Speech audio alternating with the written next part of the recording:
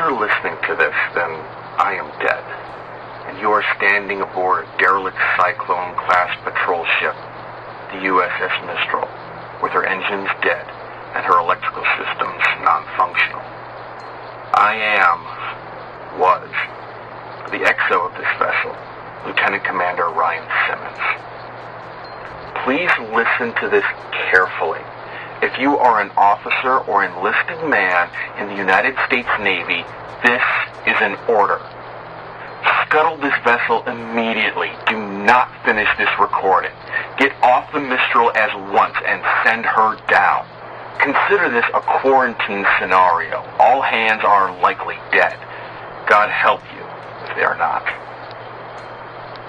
We are 8 days out of Kirkwall, tracking an intermittent and scrambled distress call from what appeared to be an Icelandic fishing vessel, the Magnusdóttir, deep in the no-fishing zone of the North Sea.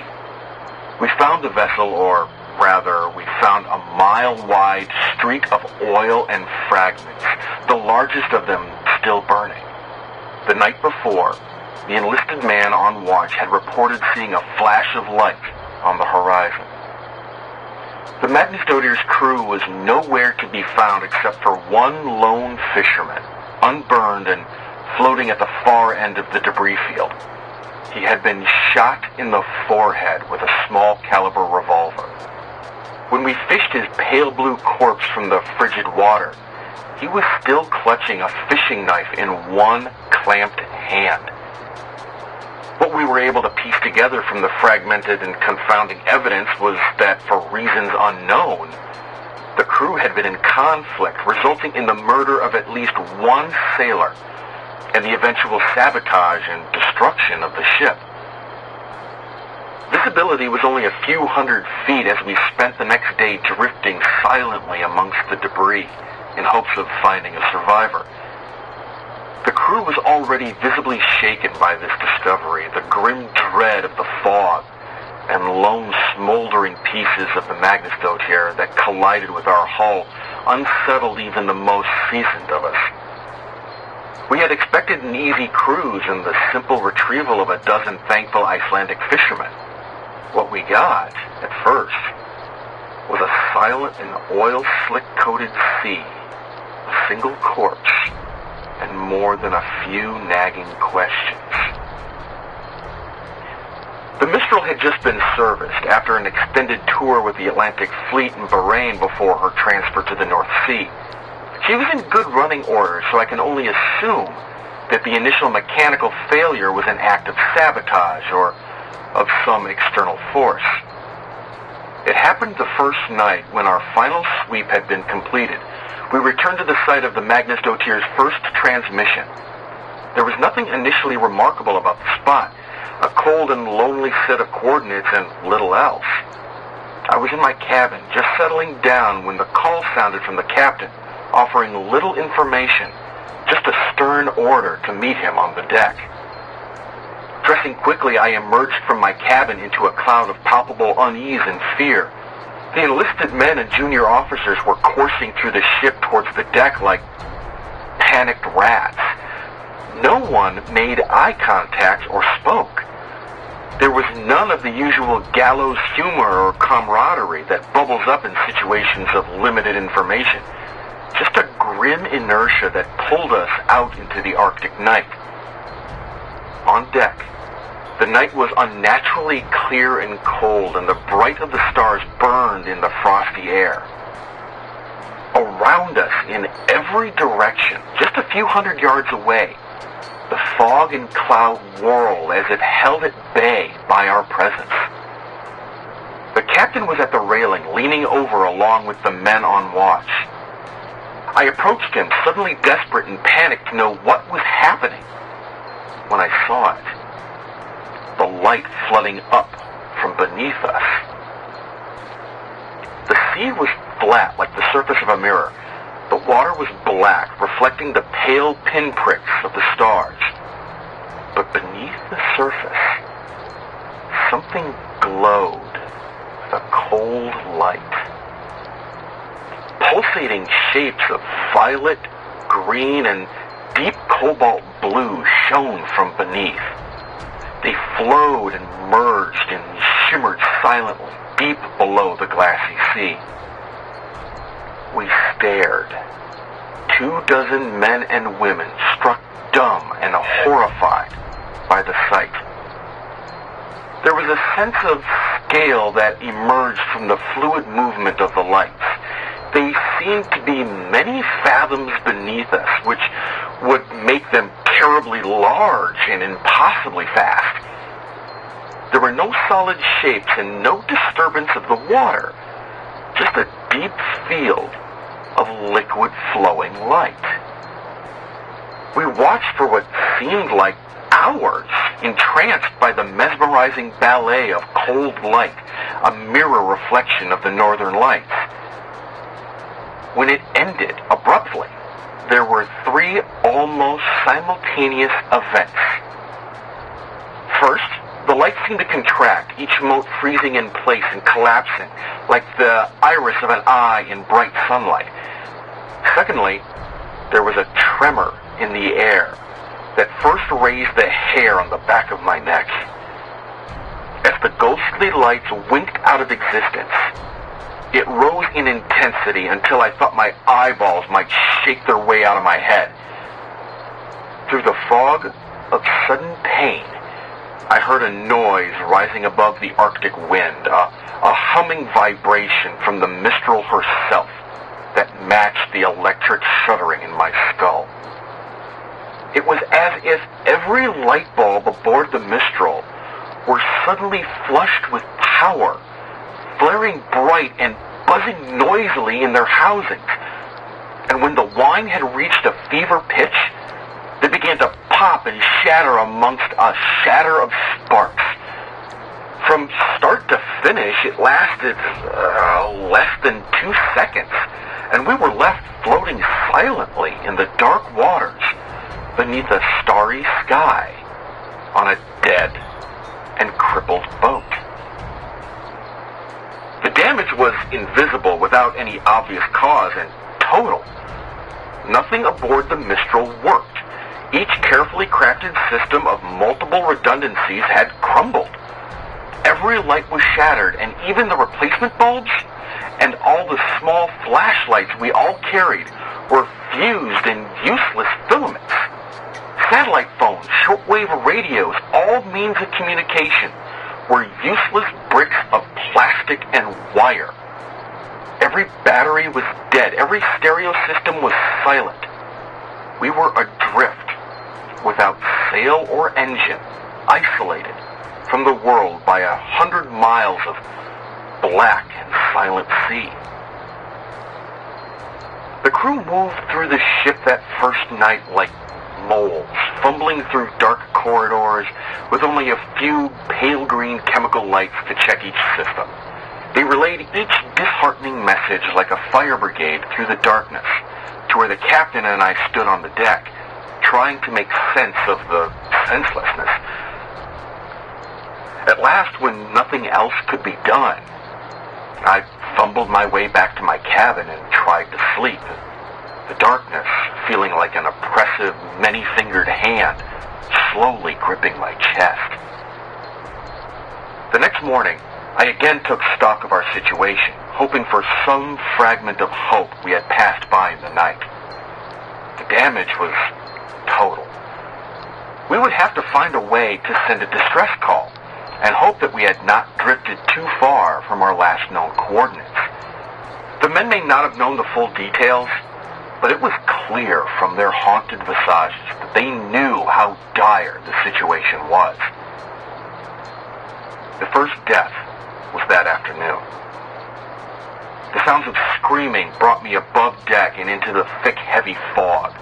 High in the gloom, I could see bright, burning specks of light descending slowly. My stomach turned. It was 2 signal flares drifting uselessly through the haze.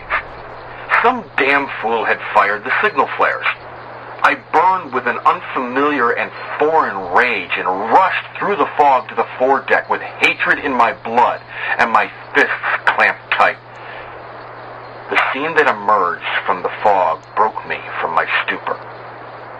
The enlisted man, A flare gun still in his hand lay broken in a pool of blood. The captain stood over him, clutching the railing, driving the heel of his boot repeatedly into the broken mess of the boy's skull. I realized then that the screaming I heard, the high keening wail, was coming from the captain, his face in a rictus of animal rage. Around them was a small crowd standing motionless and silent, watching like sentinels. The captain turned to see me and dropped into a crouch, his fingers wrapping around the flare gun as he raised it level with my eyes. We stared for a long moment at each other, our eyes locked as he panted heavily, his face lightly spattered with blood. The only sound was the wet, gurgling exhale of the enlisted man's death rattle, a bubbling of blood forming on his ruined face.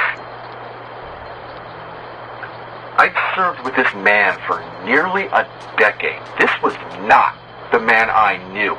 This was a hollow simulacrum filled with violence and terror. I spoke to him then in a soothing voice. I asked him to hand me the flare gun. He said nothing at first and then spoke, his voice a tiny trembling sound that was swallowed up by the thick gloom around us. He's murdered us, Ryan. The fog. The flares will never... He shook his head and clenched his eyes tight, as if he were trying to shake himself from a dream. Then he shuddered once, violently, his back arching like a seizure. This little fuck has killed us, he choked out. The flare gun wavered in the air, and I took a step closer, reaching out for him. He opened his eyes, and I froze again as we stared silently at one another. You're going to die here, he giggled quietly. I always wanted to watch you die, you fucking coward. He tilted his head back and laughed, one hyena-like bark to the gray sky, and then he put the flare gun in his mouth and fired. The last flare igniting and temporarily bathing his head in a halo of magnesium orange and smoke. He stumbled back over the railing. If there was a splash when he hit the water, it was swallowed by the fog. I stood for what seemed like a very long time. It slowly dawned on me that I was alone. The silent audience having melted away below decks. No doubt taking the grim tale with them. I feared for morale, an absurd concern I realize now, but I could not move from the spot, as if sheer force of will would cause the sea to regurgitate this man, my friend. The first gunshot broke me from my reverie. In the emergency lockers, I found that a handful of flare guns remained, and I stuck one into each pocket, and then entered the dim passageway to below deck. Over the hollow retort of gunshots, other muffled sounds began to emerge. The choking sobs, the screams of pain and anger, all bringing the faint impression of the copper smell of blood. The dark was oppressive and thick as my heart rose in my chest. The pale fading light of the chemical glow sticks that hung at regular intervals illuminated the bare corridor, and I moved slowly towards my cabin. It had been sacked, and my service pistol was missing. The next two cabins held the corpses of the junior officers, their broken forms still in their bunks, skulls opened like blossoming flowers under point-blank shots. I felt the distinct and irrational desire to run on deck and leap overboard, to swim away from the boat into the unknown sea. I gripped a flare gun and held it out ahead of me, less like a weapon and more like a talisman, and began to pace slowly down the corridor to the enlisted bunks. The door was wide open, and the smell of blood and fear and shit was nauseating. As my eyes slowly adjusted to the dim, I saw a field of bodies, torn, shredded, and tattered by bullets and makeshift clubs. A few of the men still moved, twitching slightly. I watched in frozen terror as one man, his face a mask of blood and rage, turned up his head to regard me, and with a weak cry of rage, began to drag himself with his arms, trailing a broken and shattered leg towards me. From the shadows, another form pounced upon him, a boot digging into the wounded man's back with a wet, cracking sound. I recognized the attacker's face in the green chemical dim, a quiet and bookish young man. Like the captain, this was not the man I knew. This was a beast that wore his skin. He reached down and grabbed the wounded man's jaw, thumb slipping into the mouth. The wounded man growled a feral, mindless sound and tried to bite down, but his attacker gripped tight and pulled. The jaw came off with the sound of tearing tendons and an undulating shriek that vanished into the air. I was no longer breathing, holding silently at the entrance, but the attacker snapped his head up to see me, nostrils flaring. The jawbone hit the floor with a meaty sound, and he lunged towards me with silent animal grace. I fired the flare gun, and it hit him square in the chest. His shirt caught fire, and all air escaped his lungs with a sudden forceful exhale, but impossibly, he continued on towards me. As I passed through the portal and slammed the door, the fire had climbed into his hair, and he was squealing now, his clawed hand still outstretched towards me. I felt him impact against the door and saw that nightmare visage wreathed in fire through the small porthole, lips already burnt away to reveal 2 rows of perfect teeth. He wailed and began to smash his burning form against the door. Once, twice, 3 times. And then silence. I raised my eyes to the porthole and saw only the faint image of the burning shape as it disappeared into the darkness. All conscious thought evaporated, and I fled from that charnel house.